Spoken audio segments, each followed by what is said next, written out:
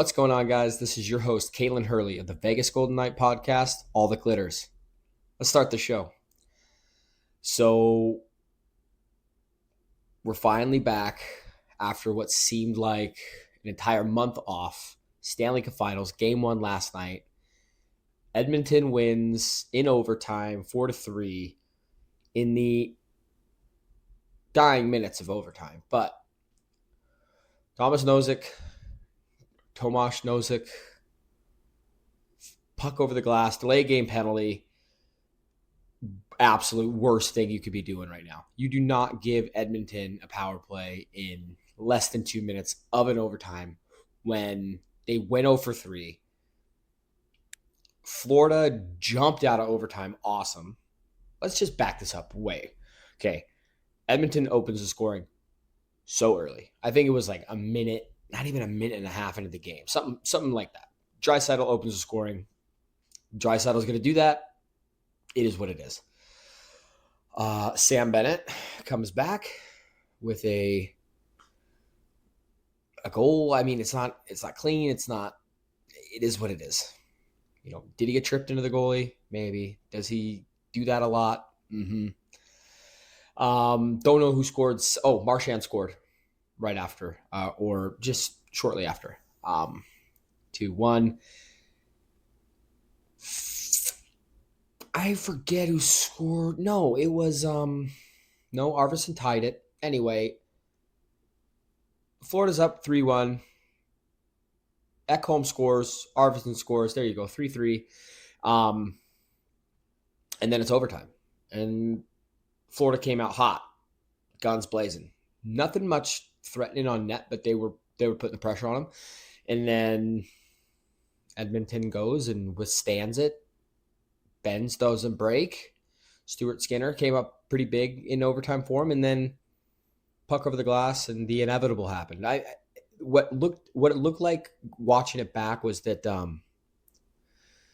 don't know if Florida got tired, but in that power play or in that sequence, they definitely lost their structure. They got running around. And then the one guy you don't want to kind of sneak into that soft ice right in front of the net is Leon Draisaitl, and he makes no mistakes that time. And he put it away. Edmonton wins. You know, it's an old cliche saying, but, you know, it's not a series until you lose the game at home. So, and Florida's been like down 0-2 in a series against Toronto. So they're in familiar waters. They won. I think Carolina might have been the only game one they've won this off season or this postseason.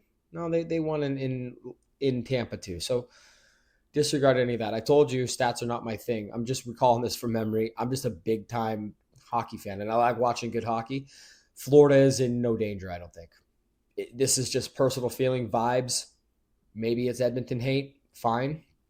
I think Florida played a great game. They put up 3 on Stuart Skinner, which right now is kind of tough to do. You let him get his mojo back. Well, Vegas let him get his mojo back, and then he was really good in Dallas, and he's been pretty good since. So I think Florida is still in 6. I think they're going to split the series. For some reason, I feel like they're going to come back, which they typically do. Maybe that's why I have the feeling they're going to come back pretty strong tomorrow. It's hard to play in Edmonton. That arena gets rocking. I mean, it's evident every time they score. The pregame, you know, kudos to Canada. I'll tell you this. Obviously, I am a little biased. My wife and all of her family are Canadian, but their national anthem is a banger. I like our national anthem. I love Canada's national anthem. Let's just put it that way.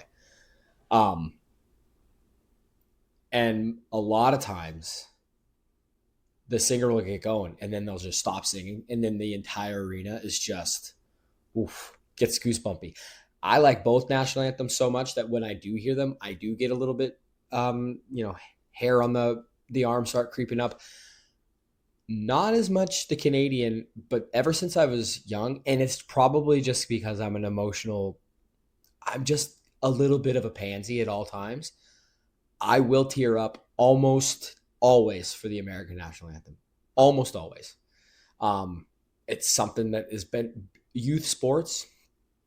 And I'm not going to say like, oh, I was just this amazing athlete.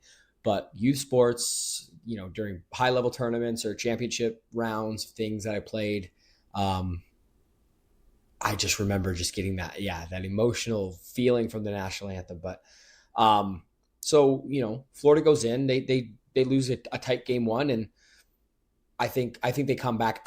To be honest, I think tomorrow is a multi-goal win from Florida just because of the way they respond, and I do think that Florida has that game where if you do get after a goalie, albeit these accidents that keep happening with goaltenders, they are going to get in on Stuart Skinner, and I think they're going to make him have a tough night.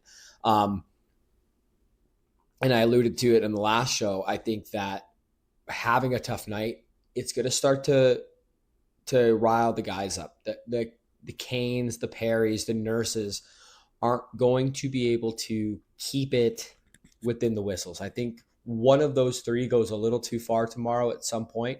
It ends up either taking like an unnecessary roughing call or maybe an unsportsmanlike conduct.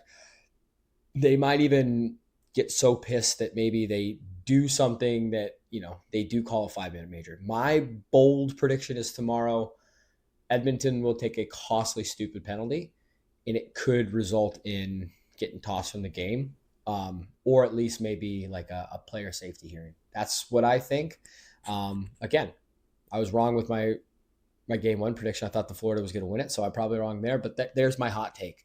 I think Florida wins by multi-goals, and you are going to have a hearing at least or a fine from Department of Player Safety on either Perry, Kane, or Nurse. There it is. And feel very free to light me up off that. That's totally fine. If that doesn't happen, light me up. Let me hear it. It's all right. I'm good. I could take it. I'm a big boy. With the game, though, Connor McDavid he's got 22 assists, which is unreal. This guy is just, when he wants to turn on the goal scoring, he can turn on the goal scoring. Everyone knows he's crazy fat, but his playmaking ability and the way he sees the ice and the way he knows, especially now, playing with Draisaitl and the people he's played with for so long, his line mates, he knows their tendencies, where they're going to be. It's just automatic. It's crazy. It's funny because 22 assists with however many games they played 5 against Vegas. They played 5 against Dallas. There's 10. And they played 7 against. So it's 17 games. 22 assists in 17 games plus his goals. I mean, he's on track to be your Conn Smythe winner. Hopefully, if he does win it again, for his sake, not because I want to see it. Hopefully that means Edmonton wins it so he could actually hold up his trophy and not just sit back with the boys. Although if you win 2 Conn Smythes and lose 2 Stanley Cup Finals, I think he might be the first player in history. Also, if I'm Connor McDavid at that point, I'm going out. I'm like, look, I was sad with you guys last year. Help me out. I'm going to go take a lap with my trophy. We could take some pictures with it afterwards. See you later, losers. I'm off to Toronto. Just kidding. So was asked a question earlier today about assists. It was posed to me in a scenario, a couple different ways, but I'll pose it to the scenario and then we'll get to it. Okay. Let's call it Jack Eichel. Jack Eichel makes a play in the neutral zone,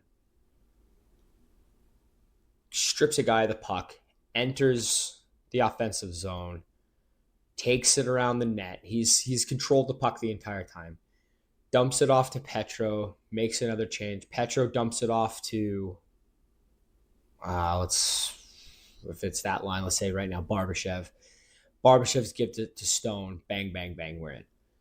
Now, that play doesn't happen without Jack Eichel, but he doesn't get any of the credit for it. He doesn't get an assist. And we have primary and secondary assists. And reason I brought up Eichel is last year percentage of points wise, he was like second in the league with secondary assists. So that's not to say he's like a second assist merchant, but you have your primary, you have your secondary. So the last person to touch the puck other than the goal scorer is going to get your primary, and person who touched the puck before that is going to get your secondary. Well, Eichel stripped the guy of the puck. He did all the puck handling around the net. Say Barbashev barely touched this thing as he's coming around and making another play and circling back, gives it to Stone, he taps it in. Well, or excuse me, Petro, however I worded it the first, but you get the point. The secondary assist played such a minimal role, or we'll do one better. Aiden Hill makes a stupid dump pass behind the net. Shea Theodore gathers it, sends it up the ice to Howden on a breakaway. Boom, Aiden Hill gets an assist, but he's just stopping the puck. Yeah, he possessed it, but I mean, what did he really do other than his job? Quickly got it to a playmaker, into a playmaker. Aiden Hill gets a point, whereas the guy who did in the first scenario, Jack Eichel, did all the grunt work and gets nothing. So we were tossing it around for a bit, and another scenario came about. We're going to get there, I promise. So, breakaway opportunity, 2-on-1. Let's call it Eichel and William Karlsson. Let's just say, for the sake of it, it's shorthanded, just because it's a sexier play that way, and that's usually the only time they're on the ice together, other than the Minnesota series. But so they're on the ice together. Karlsson, Eichel, they're going. Right at the end, Eichel feathers it in. Nice little pass. Karlsson kicks it back. Eichel dumps it in. Goal. Goalie never had a shot. But so, okay, great. Eichel did all the skating. He got the puck off the guy. He's going. He dumps it. Karlsson handles, kicks it back, boom. Well, Karlsson's going to be the only person with an assist. Should the player, or should any player, be allowed, if he is the primary play driver, should he be allowed to have an assist? A secondary assist, not a primary. You can't primary assist your own goal. I get that, because that's just unassisted. But at first, when I was asked, I was like, that kind of seems silly. I started thinking about it in terms of, there's a lot of betting that goes on in these games, and, there's a lot more. Would be way too much more statistics to go. Who's to say he's a primary play driver in this? Then you're getting subjective. Whereas, if you just go with the last two people who touched the puck, that's fine. But if he was one of the last two people to touch the puck, but also the goal scorer, I don't know. There is an argument there that he should be. So we ended up, or at least I ended up saying, yeah, I think you should get a secondary assist on your goal. If you're like in that scenario, it's the same thing as a give and go in basketball. The guy giving and going is the dude doing all the work. The guy who has the ball secondary does need to make a pass. Fine, cool, I got that. And he's getting his assist in the NHL, and he's getting his assist in the NBA. But old buddy who got the puck, took it the other way, made the nice pass to get it back, to get that goalie going side to side. He gets a goal, but he should get an assist too. And I think that would add a fun little wrinkle to the game. And, it would definitely pad some stats. It would have that underlying analytics, or those advanced analytics that would be, just kind of fun. Like, hey, this guy was able to do a lot more on his own. Then it might actually weed out the weakest line mate. Whereas, so you say you have our top line, Barbashev, Eichel, Stone. I think a lot of people would just automatically assume Barbashev is our weakest line mate in that. I mean, based off of Stone's intelligence and time played in the game, Barbashev was a bottom six forward in St. Louis, and Eichel's been Eichel since the inception of him in the league, and he's only gotten better. So I think you're probably going Eichel, Stone, Barbashev, depending on the game. It could go Stone, Eichel, Barbashev. But I think with those analytics, if you're talking about secondary assists that you created yourself, it might leave one of those three on that line a little bit. It might take some stuff away from him. That would be very interesting to see. Um, you know, it's silly to think. Obviously, it's not going to happen, but you have a primary, a secondary, and a tertiary assist, which would be wild. It would only just do pad stats. And maybe, honestly, that'd be the only way somebody could catch Gretzky in the assist is if they added a third assist, which is insanely wild to think. That whereas the goal scoring record was thought to never have ever be broken, was finally broken this year by Ovechkin. It's pretty much undoubtedly agreed upon that his assists are never getting touched. So I don't know. Maybe if they did add a third, that one record would fall eventually. But still, I don't even think. I think someone would have to be. They'd have to start that next year, and the person still wouldn't. They would have to have a rookie year and have a long career before they even touch that. And that's with adding a stat. So I don't know. Something to think about. On the VGK front, recently, Nic Hague, restricted free agent this year, has been linked into some trade rumors. I believe it was Elliot Friedman. We're talking about Philly. There are a couple names that I saw, and I'm not exactly sure. I think it might be on NHL Rumors on X, Twitter, whatever you want to call it, or it might have been Friedman. I'm not sure, but I think that out of the two names, Tyson Foerster is the one I'm the most interested in. 23 years old, 6'2", 214, very similar build to an Ivan Barbashev. He makes, starting next year, $3.75 million, so $1.25 million less than Barbashev. If Philly values Nic Hague and they want a sign and trade situation, they get that 8th year. I think you're looking at probably signing Hague with that 8th year, just based off of what we think Hague can be at his top.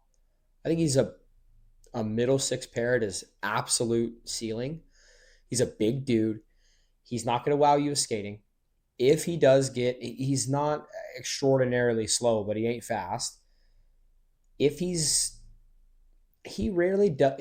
I would say he's rarely the problem on the ice, but he does get beat. And that's just a dude that big. If you're gonna get blown by in a league that is only getting faster, that could be an issue.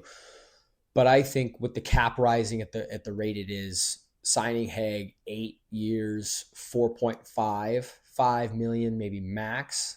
Although a lot of the advanced analytics departments and people, have him going like high 2s, mid 3s. I think if you're using Hague in that middle six situation, just being a big body, left side with a right shot, I think that a right shot defenseman who is mainly stay at home and is very responsible. Again, you could probably wish he'd skate a little bit better, but he is big. He's lanky, and he has a tough side. He's not like this guy who's going to be an enforcer. He's not going to win too many fights, but he beat deep and rakes off of Trent Frederick in the playoffs, and he can hold his own out there in the physicality department. I think he gets 4 to 5 on that in that sign and trade because you could keep the AAV a little bit lower at that 8 year mark. I think that's a great trade-off for Tyson Foerster, who scored 25 goals last year, 81 games. So he stayed really healthy, played most of the games and -1. And I think he had like 41 total points. So, I'm not a huge math person, but it's like, I don't know, 19 assists or something like that. So super cool. I think that would be good. Now, reason being is if we are going to land a bigger free agent name, again, we have to talk about Marner or Besser or Ellers. And I was doing some Puckpedia GM stuff earlier. You still have to get rid of Barbashev. And if you're going to get rid of Ivan Barbashev, you have to replace someone who has at least the big frame. Yes, he's younger. We don't know if he's this, like, he had, I think, 49 penalty minutes, Tyson did. So is that, hopefully he gets some more discipline, but is that because he's trying to play that physical role, or, we don't know. Philly stinks, or at least last year they stunk. And so we'll see. We'll see, on a better team if somebody like that could, rise to the occasion. But I just don't see a world where we keep Ivan Barbashev and try to land one of these bigger free agents. Or we run it back and we get a couple of role players and depth people, which I do think is pretty fine still. Still at that rate, you trade Nic Hague for Tyson Foerster all day. Caden Korczak would step up into that role. And I'm not sure. Do you put it probably looks like Petro, Korczak, Whitecloud, Hannafin, Nabby, Theo. Whitecloud and Hannafin started playing really well together mid-season when Theo was hurt. And Petro plays really well with everybody. Having a more defensive-minded defenseman, albeit he's young and essentially would be more unproven than like a Whitecloud or a Hannafin, obviously. But does that allow Petro to unlock what seemed to be missing a little bit last year, his offensive side? So I don't know. I don't know what happens. I think it's fun to think about with Philly. There's some rumors out there that Pittsburgh is interested in Hague. I think if you lack a little bit on defense, you lack a little bit of that physical presence, although he's not looking for it. He's just not afraid of it either. I think Nic Hague makes a lot of sense to keep he's a super NHL defenseman, as far as you're not going to waive him and he's not going to go back to the AHL. He's much better than that. So he's an everyday NHLer who you could lock in. He's young at a low AAV, and I think everybody wins in that scenario. At the end of an 8-year contract, $4 million, $5 million is going to be the new, $2-3 million contract. So, it's a relatively low risk, high reward outcome. And again, Stanley Cup pedigree. He's got, where in Vegas's locker room, he may not be a big vocal leader, but some place like a Philly, he could start to flourish into that role or become one. So we'll see. We'll see what happens. I'm not exactly sure if I'm super sold on Hague to Philly, but I'm not mad about it if it happens. I think it'd be cool. And, that's not to say that they're not looking at the other guy who's mentioned was, I don't even know his first name, Bobby Brink, I think. Something Brink. But he's 5'8", 185, 190. Like, that's not Vegas's MO. We're a big, heavy team. Now, if he's going to be a Spitfire like Marchessault and a sniper and can fly, then maybe we're talking about something here. But I am not super interested in an undersized guy, especially how the rest of the Pacific Division is starting to get bigger and bulkier and heavier, and they're also fast. So it's like, yes, we need to insert speed, but please not at the expense of now we're about to get ran over. And we have it with Nic Hague out the door. We have nobody who's going to fight because unfortunately he's willing to do it. But Kolesar is just a punching bag. He loses almost every fight. And everyone thought he was the second coming of Muhammad Ali mixed with Ryan Reeves. And that is just not the case. So keep Kolesar playing a simple fourth line grindy, get after the boards role. I would appreciate that. Let's get someone with a little bit of physicality and grit who's not afraid of fighting, but who isn't going to get pushed around and lose every fight, because every time we do fight when it's Kolesar, I feel like we lose momentum in that. Like, everyone's stick tapping, but it's just like, yay. No one's like erupting. So yeah, that's the thoughts tonight. I always happy to talk at you guys. Thanks for listening to my newest edition of my Diaries of a Madman. Multi-goal win by Florida. NHL player safety gets involved somehow, whether it's a fine or a hearing. Perry, Kane, Nurse. Those are my 3 suspects I got for it. So again, if I'm wrong, light me up. But that is it for me tonight. Thank you for your ears. Thank you for your time. I love you all. Please like if you liked it. Share it with all your friends, whether you think they like hockey, whether you think they like sports. I'm here for, even if it's a pity like and a subscribe, I'm fine with it. Share, like, subscribe, do all of the things on the YouTube. I have a TikTok. I have a Twitter, X, whatever you want to call it. And I have an Instagram for the podcast. I'd love it if you did them all. But the main one I want right now is the subscription on YouTube. If you could, please and thank you. Besos, mi amigos, as always. See you guys. I'm out of here. Go Knights.